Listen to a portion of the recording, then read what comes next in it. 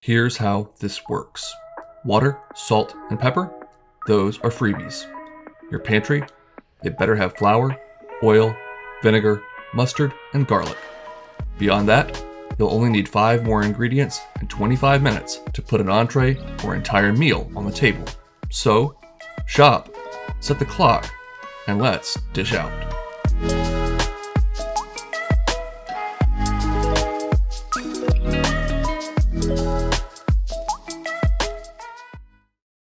We'll start off with a couple of chicken breasts, about half a pound or so each. A nice handful of spinach. Unfortunately, they don't sell it by the handful. Some heavy whipping cream. Some egg noodles or pasta of your choice for serving. And some good old Parmigiano Reggiano cheese. With all of our ingredients in hand, let's get to work. We'll start off by reaching into the pantry and grabbing about 1/3 to 1/2 cup of all-purpose flour to dust our chicken breasts or chicken cutlets in. This is going to help us get a nice golden brown color on the outside, as well as thicken our cream sauce towards the end of the video.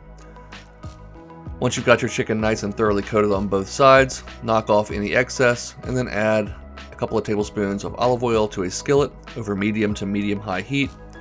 Lay in your chicken breasts and cook these for about 4 to 5 minutes on the first side, or until they get a nice golden brown color. We're not going to cook them all the way through here on the stovetop, so we're just looking for some color on that first side. Once we've got it, we'll give them a flip and park these in a 400-degree oven for about 15 to 20 minutes, or until they are cooked all the way through. Once that's happened, we'll go ahead and set them aside to rest for a couple minutes. Add in 1 tablespoon of flour to the drippings in the pan. Whisk all of that to soak up the chicken juices and fat that have rendered out. Along with the olive oil and fat that was already in the pan, we are going to create a roux. And then we will splash in about 1.5 cups of heavy whipping cream. You could use half and half, but my opinion, go for the whipping cream. It's indulgent and delightful. We'll grab a couple of garlic cloves from the pantry, crush those in, about a tablespoon of Dijon mustard from the pantry, squeeze that in, and season this with lots of fresh cracked pepper and a little pinch of salt. Go ahead and whisk all of that together, and as you can see, once it comes up to a simmer, it's going to get nice and thick. If it tightens up too much on you, you can add another splash of cream or water. And then at the very end, we're going to add in a nice heavy handful of spinach leaves. These will, of course, wilt down in the heat of that sauce. So at this point, you can go ahead and kill the heat on the pan. Stir in those spinach leaves, and as they wilt, our very last ingredient will be some freshly grated Parmesan cheese for tang and creaminess. Not that you needed any more creaminess, but hey, it's pretty good, so we're putting it in. Stir all of that to thoroughly combine it, and then I went ahead and cooked the egg noodles per package directions off camera. I've got a nice big bed of those, and I'm going to lay down just a little bit of that cream sauce. You could, of course, add the pasta, cooked pasta to the cream sauce and mix everything all together, but I'm going for a little heterogeneity here with the pasta and sauce separate.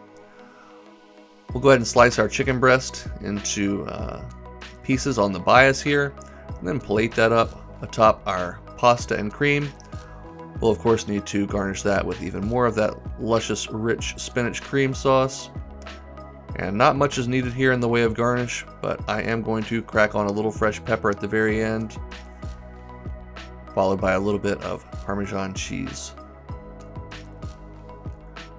And that is my take on chicken Florentine, or chicken with spinach in a cream sauce, with only 5 ingredients in about 25 minutes.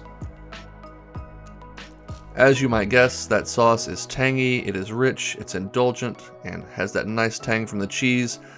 That chicken is perfectly cooked, still juicy, and has a nice little crust on the outside. Chicken breast can be boring, but as long as you add some flavor in the way of cream or cheese or spinach or all of the above, it's pretty doggone good. So, hope you'll give it a try, or at the very least, go make something delicious.